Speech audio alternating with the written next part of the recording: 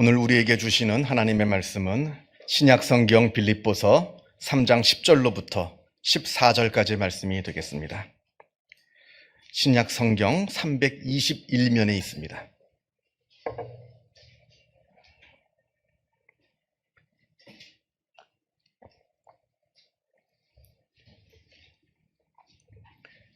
빌립보서 3장 10절에서부터 14절까지 말씀을 봉독합니다. 이 계시의 말씀을 봉독할 때에 살아계신 하나님의 음성을 다 함께 들으실 수 있기를 바랍니다. 내가 그리스도와 그 부활의 권능과 그 고난에 참여함을 알고자 하여 그의 죽으심을 본받아 어떻게 해서든지 죽은 자 가운데서 부활에 이르려 하노니 내가 이미 얻었다 함도 아니요 온전히 이루었다 함도 아니라 오직 내가 그리스도 예수께 잡힌 바 된 그것을 잡으려고 달려가노라. 형제들아, 나는 아직 내가 잡은 줄로 여기지 아니하고 오직 한 일, 즉 뒤에 있는 것은 잊어버리고 앞에 있는 것을 잡으려고 푯대를 향하여 그리스도 예수 안에서 하나님이 위에서 부르신 부름의 상을 위하여 달려가노라. 아멘. 복음서를 보면 예수님의 제자들이 예수님께서 계시지 않는 동안에 자기들이 귀신 들린 아이를 고쳐주겠다고 했다가 아주 망신을 당하는 이야기가 나옵니다. 예수님께서는 베드로와 야고보와 요한만을 데리시고 변화산 위에 올라가셨습니다. 그동안에 예수님께서 안 계신 동안에 한 아버지가 자기 귀신 들린 아들을 데리고 제자들에게 찾아온 겁니다. 이때 제자들이 예수님께서는 지금 잠시 산에 올라가 계십니다. 조금만 기다리시면 곧 내려오실 겁니다. 이랬더라면 좋았을 텐데 이 제자들이 겁도 없이 자기들이 한번 고쳐보겠다고 나선 겁니다. 사실 그도 그럴 것이 예전에 한번 해봤거든요. 예수님께서 제자들을 둘씩 짝을 지어서 전도 여행을 보내시면서 너희가 병든 자에게 안수하고 기도하면 그 병이 나을 것이고 너희가 기도하면 귀신이 다 쫓겨나갈 것이다, 이렇게 말씀을 하셨는데 정말로 가서 그 병든 자에게 손을 얹고 기도했더니 병이 낫고 귀신을 쫓으니까 귀신도 쫓겨나가고 했던 일들이 있었습니다. 그러니까 예전에 한번 해봤으니까 지금도 뭔가 될 줄로 알았던 거죠. 그런데 이게 웬일입니까? 아무리 귀신아 나가라 소리를 지르고 발버둥을 쳐도 이 귀신이 나가지 않고 그냥 가만히 있는 겁니다. 꼼짝하지 않는 겁니다. 아주 난감하게 되었습니다. 망신살이 뻗치게 되었습니다. 그런데 그럼에도 불구하고 불행 중 다행으로 예수님께서 금방 내려오셔서 예수님께서 그 귀신을 다 내쫓아 주셨습니다. 그렇게 한바탕 소동이 가라앉게 되었습니다. 그런 다음에 제자들이 민망해서 예수님께 조용히 찾아와서 예수님께 여쭙습니다. 우리는 어찌하여 그 귀신을 쫓아내지 못하였나이까? 그러자 예수님의 대답은 의외로 간단합니다. 기도 외에 다른 것으로는 이런 종류가 나갈 수 없느니라. 기도밖에는 이런 능력이 나갈 수가 없다 합니다. 무슨 뜻입니까? 기도하지 않았다는 겁니다. 너희가 기도하지 않았다는 겁니다. 너희가 그 귀신 들린 아이를 고칠 수 없었던 이유는 무슨 수련이 부족하고 학습이 부족하고 돌을 아직 덜 닦아서 그런 게 아니라 그저 기도하지 않았기 때문에 못했다는 겁니다. 그렇다면 왜 그때 제자들은 기도하지 않았을까요? 그건 자기 힘으로 충분히 할 수 있는 줄 알았기 때문에 그러합니다. 그냥 자기 힘으로 내가 귀신아 나가라 그러면 그냥 나가는 줄로 알았던 겁니다. 자, 그렇다면 예전에는 어떻게 해서 그 귀신을 쫓아낼 수가 있었던 겁니까? 그때는 기도했거든요. 그때는 내 힘으로 할 수 없는 줄 알기 때문에, 너무나 내 자신의 무능력함을 알기 때문에 정말 간절하게 기도했더니 귀신이 나갔던 겁니다. 그 차이입니다. 기도했느냐, 기도하지 않았느냐. 예전에 어느 인터넷 기사에서 본 내용인데요. 사람들이 자동차가 고장이 나면 보험회사 긴급 출동을 부릅니다. 아마 여러분들도 한번 이런 보험회사 긴급 출동을 부른 경험들이 있으실 겁니다. 그런데 이때 자동차 기사들이 급히 가보면 별거 아닌 것 가지고 부르는 경우가 참 많다 합니다. 갑자기 자동차 시동이 안 걸립니다. 빨리 와주세요. 자동차가 큰일 난 것 같습니다. 고장 난 것 같습니다. 해서 급하게 가봤더니 자동차 기아를 주행에다 뒤에다 놓고 아무리 시동을 거니까 안 걸리죠. 그거 그냥 중립은 딱 놓고 걸리면 그냥 걸리는 겁니다. 또 자동차가 가다가 멈췄습니다. 큰일 났습니다. 어떻게 하면 좋을까요? 해서 가봤더니 연료가 없습니다. 연료를 가득 채운 줄 알고 연료 그 게이지가 있잖아요. 그 연료 게이지만 열심히 보면 그냥 보면 알 텐데 그걸 안 보고 주행을 하다가 연료가 없는 걸 모르고 가다가 차가 멈춰선 겁니다. 거짓말 같아도 그런 일들이 실제로 많답니다. 모르는 거예요. 내 차에 연료가 가득 채워져 있는지 지금 비워져 있는지. 지금 제자들이 딱 이 꼴이 난 겁니다. 자기가 능력이 있는 줄 알았어요. 자기가 말 한마디만 하면 귀신이 나가는 줄 알았습니다. 근데 사실상은 자기가 굉장히 무능력한 존재였다는 걸 몰랐던 겁니다. 자기 영적인 연료통에 내 영적인 능력이 충만한 줄 알았는데 사실은 아무것도 없는 비어져 있는 상태였다는 겁니다. 지금 제자들이 이걸 몰라서 실패한 겁니다. 그리고 우리가 세상을 살아갈 때도 많은 실패를 경험하게 되는데 그 실패의 이유가 많은 경우에 여기에 있다는 겁니다. 내가 무능력함에도 불구하고 능력이 있는 줄 착각하는 데서 우리가 많은 실패를 경험하게 됩니다. 우리가 잘 알고 있는 것처럼 예수님께서는 바리새인들을 아주 무섭게 비판하셨습니다. 그런데 그 당시 예수님 당시에 바리새인들이란 우리 같은 사람들이 함부로 흉볼 수 있는 사람이 아닙니다. 그들 굉장히 대단한 사람들이에요. 이들은 아주 열심히 하나님의 말씀을 연구하고 그 말씀을 생명처럼 지키려고 했던 사람들입니다. 우리가 성경을 보면 성경에 사두개파 사람이 나오고 바리새파 사람이 나옵니다. 요 사두개파 사람들은 귀족 출신들입니다. 그리고 전문 정치가들입니다. 이들은 부활도 믿지 않고 천국도 믿지 않는 아주 현실주의자들입니다. 그리고 정권을 위해서라면 그 누구와도 손을 잡고 정권을 위해서라면 그 못된 짓도 서슴지 않고 행할 수 있는 아주 냉혈한 들입니다. 그래서 이 당시 백성들이 이 사두개파 사람들을 굉장히 싫어했어요. 그런데 바리새인은 달랐습니다. 바리새인은 아주 믿음이 좋은 사람들이었습니다. 하나님의 말씀을 깊이 연구하고 그 말씀대로 실천하면서 살고자 했던 그런 사람들이었습니다. 그래서 많은 백성들이 이 당시에 이 바리새인들을 사랑하고 존경했습니다. 자, 그런데 예수님께서는 그런 바리새인들에게 독사의 자식들이라고까지 하시면서 그들을 아주 무섭게 비판하셨습니다. 왜 그러셨을까요? 그렇게 열심히 하나님의 말씀대로 살아가려고 하고 그렇게 많은 백성들한테 사랑받고 있는 그 바리새인들을 왜 예수님은 그렇게 비판하셨던 겁니까? 그 이유는 한 가지입니다. 아주 단순합니다. 저들은 자기가 죄인인 줄을 몰랐다는 겁니다. 아무리 율법을 열심히 지킨다고 해도 저들도 인간인 이상 어쩔 수 없는 죄인일 뿐입니다. 그런데 저들은 자기가 죄인인 줄을 몰랐습니다. 조금만 더 다른 사람들하고 율법을 더 잘 지키면 그것으로 의인이 되는 줄로 알았던 겁니다. 그런데 율법을 조금 더 잘 지킨다고 그게 의인이 되나요? 본성이 죄인인데 본성이 바뀌지 않는 이상 어떻게 의인이 되는 겁니까? 겉모습만 열심히 칠한다고 의인이 되는 겁니까? 그걸 몰랐다는 겁니다. 그렇게 자기가 죄인인 줄 모르니까 회개하지 않습니다. 회개하지 않으니까 용서받을 수가 없습니다. 의인이 될 수가 없었던 겁니다. 그냥 다른 사람들만 엄하게 손가락질하면서 비판했던 겁니다. 그 사람들이. 그래서 예수님께서 그 바리새인들을 책망하시는 것이고 자기 눈에 들어있는 들보는 보지 못한다 한탄하셨던 겁니다.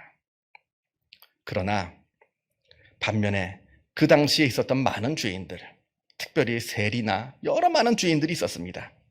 그 죄인들을 예수님께서는 참 사랑하셨습니다. 그냥 말로만, 그냥 마음으로만 사랑하신 것이 아니라 그들과 함께 먹고 마시면서 그들과 생활을 같이 하시면서 그들의 친구가 되어 주셨습니다.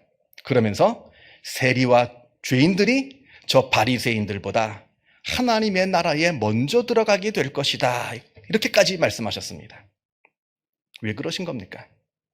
저들이 어째서 바리새인보다 천국에 먼저 들어갈 수가 있다는 겁니까?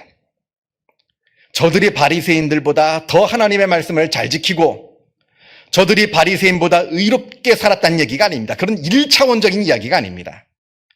당연히 저들의 죄가 더 많죠. 저들은 죄인이니까. 바리새인이 어쩌다 죄 한 번 질 때 저들은 뭐 10번, 100번, 1000번 죄를 짓는 사람들입니다. 그러나 적어도 저들은 자기가 죄인인 줄을 알았다는 겁니다. 이게 중요합니다. 그리고 자기가 죄인인 줄을 알았기에 회개할 수가 있다는 겁니다. 자기가 죄인인 줄 모르는 사람은 회개치 않습니다. 그러나 자기가 죄인인 줄 아는 사람은 회개할 수가 있습니다. 여러분, 천국은요, 교회도 마찬가지이기도 합니다만, 천국은요, 회개하는 죄인이 들어가는 곳이지 회개하지 않는 의인이 들어갈 수 있는 곳이 아닙니다. 천국은 죄인들의 모임입니다. 다만 회개한 죄인들이 모이는 곳입니다. 그런데 사람들은 잘못 알고 있어요. 회개하지 않는 의인이 천국에 들어가는 줄 압니다. 그 반대입니다. 갈라디아서 6장 3절에 만일 누가 아무것도 되지 못하고 된 줄로 생각하면 스스로 속임이라 이렇게 말씀합니다. 사실은 아무것도 아니면서 마치 자기가 무엇이나 된 것인 것처럼 착각하지 말라는 겁니다. 마치 소크라테스가 너 자신을 알라 이렇게 말한 것처럼 자기 자신을 똑바로 들여다보아라 말씀하는 겁니다. 여러분은 여러분 자신을 누구라고 여기십니까? 자기의 내면을 깊이 들여다볼 줄 아는 그러한 깊은 영성을 가진 사람이라고 한다면 나는 죄인이라 이렇게 고백할 겁니다. 그냥 겸손한 마음에서 남들이 다 그러니까 교회에서 그러라고 시키니까 그래서 나는 죄인입니다 이게 아니라 실제로 내 내면 깊숙이 숨겨져 있는 그 많은 죄악들을 발견하는 그러한 깊은 영성을 가지고 있는 사람은 정말로 자기가 죄인인 줄을 압니다. 그러나 자기 깊은 내면을 들여다보지 못하는 사람, 그저 자기 겉모습만, 이 껍데기만 보면서 이 껍데기에 속고 있는 사람은 왜 도대체 성경은 자꾸 나를 보고 죄인이라고 하는가? 그게 마음에 들질 않아요. 내가 무슨 죄가 있다고 자꾸 나보고 죄인이라 그러느냐? 이렇게 얘기합니다. 그러나 내 내면을 들여다보지 못하는 어리석은 사람이기 때문에 그런 말을 하고 있는 겁니다. 여기서 아주 중요한 것이 하나 있는데요. 내가 나 자신을 누구라고 여기는지, 내가 나 자신이 진짜 어떠한 존재인지 그것을 깨달아야 그때 하나님의 은혜가 보입니다. 내가 내 자신을 들여다보지 못하면 하나님의 은혜가 보이질 않는다는 겁니다. 마태복음 20장에 포도원 품꾼 비유가 나옵니다. 큰 포도원을 가지고 있는 주인이 일할 사람이 필요해서 사람들을 인력시장에서 데리고 와서 일을 시킵니다. 이스라엘은 아침 6시부터 일이 시작되거든요. 그래서 아침 6시부터 사람들이 모여가지고 일을 합니다. 그런데 일손이 부족합니다. 그래서 급히 이 포도원 주인이 인력시장에 급히 나가보니까 아침 9시인데도 아직 일을 찾지 못하고 놀고 있는 사람이 있어요. 그래서 그 사람을 불러서 포도원에서 일을 시킵니다. 근데 또 일손이 또 부족해요. 그래서 또 낮 12시에 인력시장에 나가보니까 거기 또 일자리를 얻지 못해가지고 놀고 있는 사람이 있어서 또 불러서 일을 시킵니다. 3시가 되었습니다. 또 아직 일을 구하지 못한 사람이 있어서 또 데리고 옵니다. 일을 시킵니다. 그리고 마지막으로 오후 5시가 되어서도 일자리를 구하지 못한 사람이 있어서 그 사람을 데리고 와서 또 일을 시킵니다. 그런데 사실 맨 마지막에 온 5시에 온 사람은 일을 했다고 볼 수는 없습니다. 왜냐하면 6시에 끝나거든요. 이 당시 이스라엘은 6시에 시작해서 6시에 일이 끝납니다. 1시간, 일 끝나기 1시간 전에 나와가지고 작업 지시 받고, 연장 좀 챙기고, 어영부영하면 그냥 1시간 그냥 지나가는 겁니다. 이랬다고 볼 수가 없죠. 자, 아무튼 그렇게, 일이 다 끝이 났습니다. 자, 그렇게 일한 사람들 모두 다, 어떤 사람은 12시간, 어떤 사람은 9시간, 어떤 사람은 6시간, 어떤 사람은 3시간, 어떤 사람은 딱 1시간밖에 일하지 않은 사람 다 모아서 일당을 주는데 다 똑같이 한 데나리온이라고 하는 돈을 줍니다. 다 똑같이.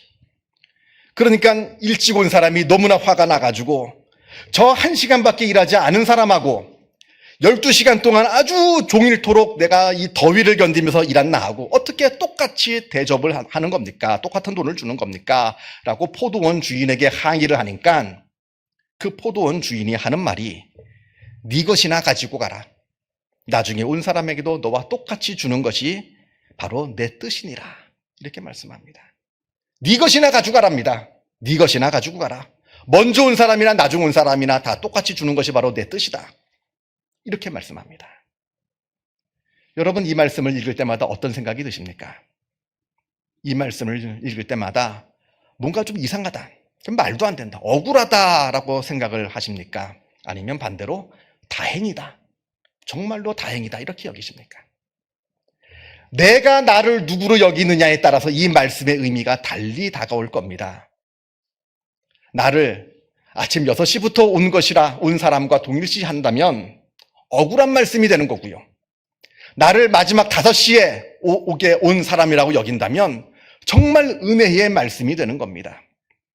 이때 모여있는 이 품삯들은 하루 벌어서 하루 먹고 사는 사람들입니다. 이 한 데나리온이라고 하는 돈은 보통 그 당시 노동자들이 하루 일해서 벌 수 있는 돈이에요. 내가 이 한 데나리온을 벌고 집에 가지 못한다면 그날 굶어야 됩니다. 그래도 나만 굶으면 그나마 다행이죠. 온 식구가 쫄쫄 굶어야 됩니다. 그날 하루. 그런데 이 오후 5시에 온 사람 같은 경우에 그 돈을 받겠다고 생각을 했겠습니까? 양심도 없죠. 1시간 와서 그냥 작업 지시 받고 연장 챙기니까 일이 끝났습니다. 그날 하루 나는 공쳤구나, 아무 돈 받지도 못하고 오늘 하루 나와 내 식구는 다 굶겠구나, 그렇게 생각했을 겁니다. 그런데 주인이 그때 한 데나리온이라고 하는 돈을 줍니다. 그것으로 그날 식구가 먹고 살 수가 있어요. 아마 그 돈을 받는 순간 뜨거운 눈물을 흘렸을 겁니다. 성경에는 나와 있진 않지만 아주 뜨거운 눈물을 흘렸을 겁니다. 반면에 아침 6시부터 와서 일한 사람은 그 한 데나리온 받았을 때 아무런 감격이 없었을 겁니다. 어차피 내가 받을 돈 내가 받는 건데 무슨 감격이 있겠어요? 당연한 거죠. 그리고 어떻게 내가 12시간 일했는데 내가 받은 돈과 저 1시간 일한 사람이 받은 돈이 똑같느냐? 억울한 겁니다. 그러니까 포도원 주인을 향해서 원망하고 불평합니다. 여러분, 내가 나를 누구로 여기느냐에 따라서 하나님의 은혜가 달리 다가옵니다. 내가 나를 누구로 여기느냐에 따라서 하나님의 은혜를 은혜로 경험하기도 하고요. 반대로 똑같은 은혜를 경험하고서도 아무런 감격을 느끼지 못할 때도 많다는 겁니다. 오히려 그 받은 은혜를 가지고 이 6시에 온 아침 일찍 온 일꾼처럼 하나님을 원망하고 불평하게도 된다는 겁니다. 중요한 건 내가 나를 누구로 여기느냐, 여기에 있습니다. 자, 오늘 본문을 보겠습니다. 우리가 다 읽지는 못했습니다만 본문보다 조금 앞으로 가서요, 4절을 보면 이렇게 시작합니다. 4절을 보면 그러나 나도 육체를 신뢰할 만하며 이렇게 바울이 이야기하는데 무슨 뜻이냐면 바울이 자기 자랑을 좀 하겠다는 겁니다. 나도 왕년에는 나도 자랑할 것이 좀 있었다는 겁니다. 그러면서 바울이 자기 자랑을 좀 하는데 자기는 8일 만에 할례를 받은 사람이라, 그리고 베냐민 지파 사람이라, 그리고 히브리인 중에 히브리인이고 율법으로는 율법을 완벽하게 지킨 바리새인이라 이렇게 말합니다. 이게 이 당시로는, 지금은 뭐 무슨 뜻인지 잘 모릅니다만 그러나 이게 이 당시로서는 굉장한 자랑거리였거든요. 그렇게 아주 굉장한 자랑을 자기가 합니다. 그러나 바울이 그 다음에 하는 말이 자기는 그 모든 것들을 다 배설물처럼 여긴다 말합니다. 왜냐하면 그것 가지고 자기가 구원받는 게 아니거든요. 할례를 받고 바리새인이 되어서 율법 교육을 받고 율법을 잘 지키고 그래봤자 자기는 여전히 죄인이라는 겁니다. 여기에서 바울의 아주 위대한 칭의론이 탄생합니다. 구원이라고 하는 것, 내가 쟁취하는 것 아닙니다. 내가 무슨 노력을 하고 수고하고 공로를 해서 내가 구원받을 수 있는 자격을 취득하는 것, 이게 구원이 아닙니다. 구원은 하나님께서 일방적으로 주시는 은혜입니다. 하나님께서 죄인인 나를 그저 예수 믿는다는 이유만으로 의롭다고 쳐주시는 겁니다. 실제로는 의롭지가 않아요. 그러나 예수 믿는다는 이유로 죄인인 나를 의롭다고 쳐주시는 겁니다. 실제로는 죄인이죠. 예수를 아무리 믿어도 죄를 얼마나 짓습니까, 우리가. 그러나 예수를 믿는다는 이유로 우리를 하나님께서 의롭다고 쳐주시는 겁니다. 이게 바로 구원입니다. 그러니까 우리 그리스도인이라고 하는 것은 죄인과 의인이라고 하는 두 정체성을 동시에 가지면서 살아가는 사람들입니다. 죄인이지만 하나님께서 의롭다고 쳐주신 의인, 하나님께서 의롭다고 쳐주셨지만 실제로는 죄를 짓는 죄인, 이 두 정체성을 동시에 가지고 사는 존재가 바로 우리 그리스도인의 정체성이라고 하는 겁니다. 그러니까 오늘 본문 12절에서요, 바울이 이렇게 이야기합니다. 내가 이미 얻었다 함도 아니요 또 온전히 이루었다 함도 아니라 오직 내가 그리스도 예수께 잡힌 바 된 그것을 잡으려고 달려가노라. 전 참 이 말씀 읽을 때마다 참 멋진 표현이라고 생각합니다. 예수님께 잡힌 바 된 그것을 잡으려고 달려간다. 이미 예수님께서는 나를 구원해 주셨습니다. 그렇게 구원을 받았지만 그러나 나는 그 구원을 붙잡으려고 달려간다 합니다. 13절을 봅니다. 형제들아, 나는 아직 내가 잡은 줄로 여기지 아니하고 오직 한 일, 즉 뒤에 있는 것은 잊어버리고 앞에 있는 것을 잡으려고 14절을 봅니다. 푯대를 향하여 그리스도 예수 안에서 하나님이 위에서 부르신 부름의 상을 위하여 달려가노라. 바울은 자기가 구원을 다 이룬 것으로 생각하지 않는다고 합니다. 그렇다고 이건 우리의 구원이 미완성이다 이 뜻은 아니에요. 하나님께서는 우리에게 완전한 구원을 주셨습니다. 그러나 그럼에도 불구하고 나는 여전히 그 구원을 온전하게 이루어 가기 위해서 내 생명이 다하는 날까지 끝까지 최선을 다해서 믿음의 길을 달려가겠다 하는 이야기입니다. 붙잡힌 것을 붙잡으러 달려가노라. 우리가 종종 구원의 확신에 대해서 이야기합니다. 당신은 구원의 확신이 있습니까? 그런데 저는 이 구원의 확신이라고 하는 것이 양날의 검이라고 생각합니다. 예를 들어서 믿음이 부족한 사람들, 처음 예수 믿은 사람들, 이런 초신자들에게 있어서 이 구원의 확신은 아주 중요합니다. 왜냐하면 자꾸 의심이 들거든요. 정말 하나님은 존재하는 걸까? 정말 천국에 있는 걸까? 정말 예수 믿으면 정말 나는 천국에 갈 수 있는 걸까? 정말 나는 지금 예수 믿는 사람일까? 자꾸 하루에도 12번씩 의심이 듭니다. 그러니까 그런 사람들에게 구원의 확신이라고 하는 것은 굉장히 중요한 것이에요. 내 믿음을 굳게 붙들어 줄 수 있기 때문에 그러합니다. 그러나 신앙생활을 오래 한 사람들, 자칭 믿음이 좋다 여기는 사람들에게 이 구원의 확신이라고 하는 것은 자칫하면 우리의 신앙을 나태하게 만들고요. 자칫하면 우리를 올바른 믿음에서 멀어지게 하는 그런 부작용이 있는 것이라는 것도 우리가 잊지 말아야 하는 겁니다. 이미 나는 구원받았다는 겁니다. 사실 내 신앙은 실제로는 정체되고 있고 퇴보되고 있고, 아니 심지어는 믿음을 다 잃어버렸는데도 착각하고 있는 겁니다. 내가 믿음이 좋은 줄, 내 구원 다 잃어버려 놓고 내가 구원받은 줄 착각하고 있다는 겁니다. 실제로는 아무런 열심도 없고 아무런 회개도 없고 그저 형식과 습관만 남은 그리스도인이지만, 아니 그 형식과 습관마저도 다 잃어버린 채 하나님을 알지 못하는 사람들과 전혀 다를 바가 없는 삶을 살고 있지만, 그럼에도 불구하고 나는 구원받았다고 착각하고 있다는 겁니다. 영적인 과대망상이죠. 영적인 과대망상증 환자가 있다는 겁니다. 교회 안에. 우리 기독교 2000년 역사 가운데 바울만큼 위대한 신앙인이 누가 있겠습니까? 성경을 무려 13권을 저술을 했습니다. 기독교 복음의 기틀을 마련해 놓았습니다. 팔레스타인, 터키, 그리스, 로마까지 일일이 다 발로 걸어 다니면서 그 넓은 지역에 복음을 증거했습니다. 그리고 마지막에는 복음을 위해서 용감하게 순교했습니다. 이 위대한 사도도 자신은 아직 잡은 줄로 여기지 아니하고 앞에 있는 것을 잡으려고 푯대를 향하여 달려간다 합니다. 이렇게 고백합니다. 그렇다면 우리는 어떠해야겠습니까? 이 고백이 우리 모두의 고백이기를 바랍니다. 기도하겠습니다. 사랑과 은혜가 충만하신 하나님 아버지, 감사합니다. 아무 공로 없고 참 부끄러운 죄밖에 저지르지 않는 우리를 무슨 이유에서인지 몰라도 먼저 사랑하여 주시어서 우리에게 복음의 빛을 비추어 주시고 하나님을 아는 지식을 허락하여 주시며 믿음으로 우리를 구원케 하여 주심에 주님의 은혜에 감사를 드립니다. 그러나 오늘 우리가 읽은 바울의 고백처럼 우리가 붙잡힌 바 된 것을 붙잡으려고 달려나아가는 주님의 귀한 믿음의 사람들 다 되게 하여 주옵소서. 내가 가지고 있는 믿음을 마치 온전히 이룬 것처럼 착각하여서 믿음에서 벗어나는 줄도 모르고 내가 믿는 자라 착각하지 않게 하여 주시고, 우리의 믿음의 민감성을 주님께서 허락하여 주시어서 우리의 믿음을 날마다 바라보며 체크하며 우리가 놓치고 잃어버리고 있는 것은 아닌지 되돌아보며 믿음을 붙잡으려 매 순간순간마다 달려나아가는 우리의 믿음이 되어지게 주님께서 역사하여 주옵소서.